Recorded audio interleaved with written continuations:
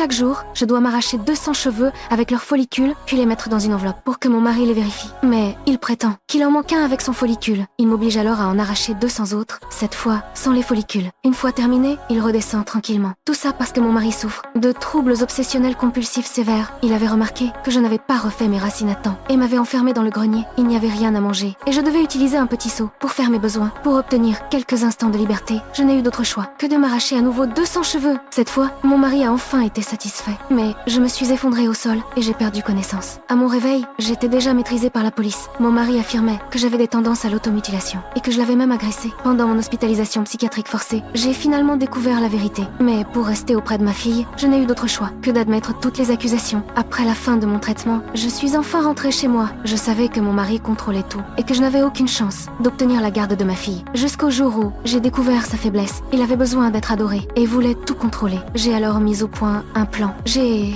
trouvé une nounou pour me remplacer. Amy venait tout juste de sortir de prison, sous liberté conditionnelle. Elle était exactement le genre de personne que mon mari voudrait sauver. Je l'ai installée dans le grenier. C'était l'endroit où mon mari m'avait autrefois enfermée. Désormais, c'était la chambre d'Amy. Le lendemain matin, Amy s'apprêtait à commencer son travail. C'est alors qu'elle m'a vue, en train de tout casser sous le coup de la colère. Mon mari a accouru en entendant le bruit et m'a calmée en quelques mots. Mais tout cela faisait partie de mon plan. Mon objectif était de faire en sorte que cette nounou